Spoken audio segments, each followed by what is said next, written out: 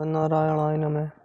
श्री विष्णु पुराण के दूसरे अंश का पहला अध्याय, प्रियव्रत के वंश का वर्णन। श्री मैत्रेय जी बोले, हे भगवान, हे गुरु, मैंने जगत की सृष्टि के विषय में आपसे जो कुछ पूछा था वह सब आपने मुझसे भली प्रकार कह दिया। हे मुनि श्रेष्ठ, जगत की सृष्टि संबंधी आपने जो यह प्रथम अंश कहा है उसकी एक बात मैं और सुनना चाहता हूँ।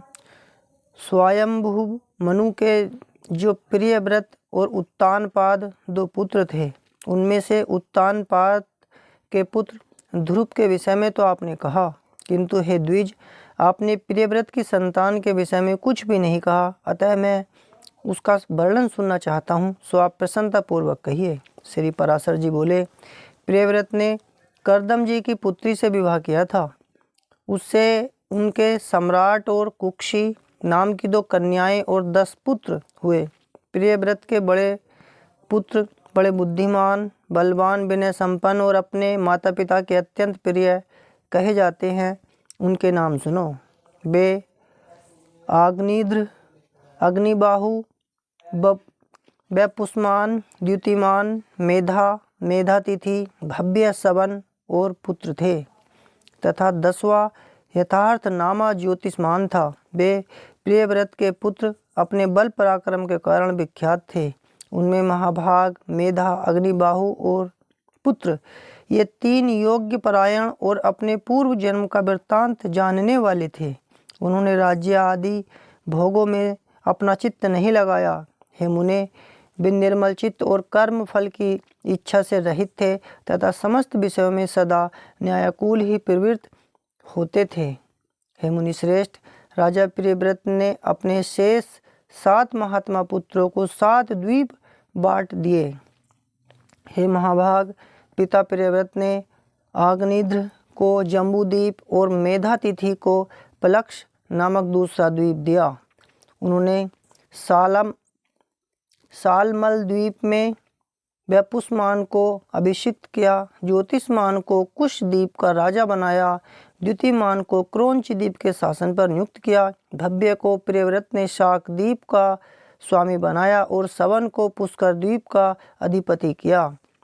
हे मुनि सत्तम, उनमें जो जम्बूद्वीप के अधीश्वर राजा आग्निद्र थे, उनके प्रजापति के समान 9 पुत्र हुए। वे नाभि, किमपुरुष, हरिवर्ष, इलावृत, रम्य, हृणयवान, कुरु, भद्राशव और सत्कर्मशील राजा केतुमाल थे। हे विप्र, अब उनके जम्बूद्वीप के विभाग सुनो। पिता आग्निद्र ने दक्षिण की ओर का हिमवर्ष, जिसे अब भारतवर्ष कहते हैं, नाभि को दिया। इसी प्रकार किमपुरुष को हेमकूट वर्ष तथा हरिवर्ष को तीसरा नैषद वर्ष दिया।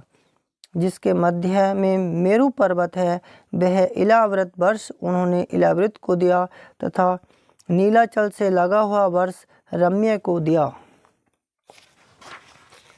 पिता आग्निद्र ने उसका उत्तरवर्ती श्वेत वर्ष हिरण्यवान को दिया तथा जो वर्ष श्रृंगवान पर्वत के उत्तर में स्थित है वह कुरु को, और जो मेरु के पूर्व में स्थित है वह भद्राश्व को दिया तथा केतुमाल को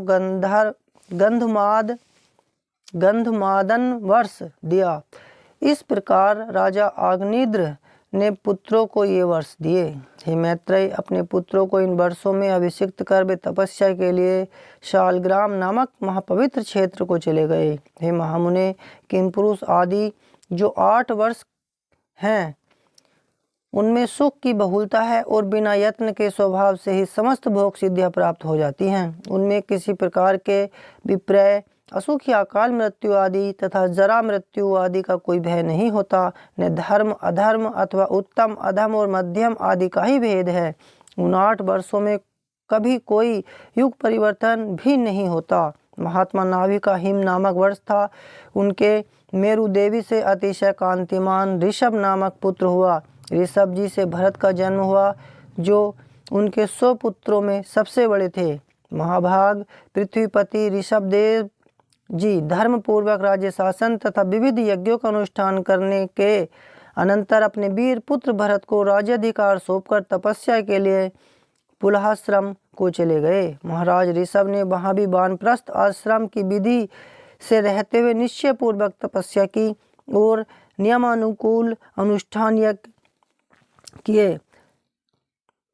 वे तपस्या के कारण सूखकर अत्यंत कृश हो गए और उनके शरीर की शिराएं रक्तवाहिनी नाड़ियाँ दिखाई देने लगी। अंत में अपने मुख में एक पत्थर की बटिया रखकर उन्होंने नग्नावस्था में महाप्रस्थान किया। पिता ऋषभदेव जी ने वन जाते समय अपना राज्य भरत जी को दिया था, अतः तब से यह हिमवर्ष श्लोक में भारतवर्ष नाम से प्रसिद्ध हुआ। भरत जी के सुमति नामक परम धार्मिक पुत्र हुआ। पिता भरत ने यज्ञ अनुष्ठान पूर्वक यथेच्छ राज्य सुख भोग कर उसे सुमति को सौंप दिया। हे मुने, महाराज भरत ने पुत्र को राज्य लक्ष्मी सौंपकर योगाभ्यास में तत्पर हो अंत में सालग्राम क्षेत्र में अपने प्राण छोड़ दिए। फिर इन्होंने योगियों के पवित्र कुल में ब्राह्मण रूप से जन्म लिया। हे मैत्रेय, इनका वह चरित्र मैं तुमसे फिर कहूँगा। तदंतर सुमति के वीर्य से इंद्रद्युम्न का जन्म हुआ।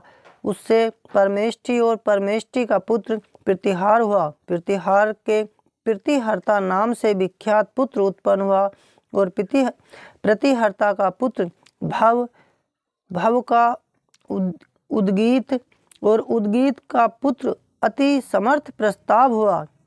प्रस्ताव का पृथु, पृथु का नक्त और नक्त का पुत्र गय हुआ। गय के नर और उसके विराट नामक पुत्र हुआ। उसका पुत्र महावीर्य था। उससे धीमान का जन्म हुआ तथा धीमान का पुत्र महांत और उसका पुत्र मनस्यु हुआ। मनस्यु का पुत्र त्वष्टा, त्वष्टा का बीरज और बीरज का पुत्र रज हुआ। हे मुने, रज के पुत्र सतजित के 100 पुत्र उत्पन्न हुए। उनमें 20 बकज्योति प्रधान था। उन 100 पुत्रों से यहाँ की प्रजा बहुत बढ़ गई। तब इन्होंने इस भारतवर्ष को 9 विभागों से विभूषित किया, अर्थात वे सब इसको 9 भागों में बांटकर भोगने लगे। उन्हीं के वंशधरों ने पूर्व काल में कृत त्रेतादि युग क्रम से 71 युग पर्यंत इस भारत भूमि को भोगा था। हे महामुने, यही इस बरहा कल्प में सबसे पहले मनवंतराधिप स्वयंभू मनु का वंश है, जिसने उस समय इस संपूर्ण संसार को व्याप्त किया हुआ था। इस प्रकार श्री विष्णु पुराण के दूसरे अंश में पहला अध्याय समाप्त हुआ। ओ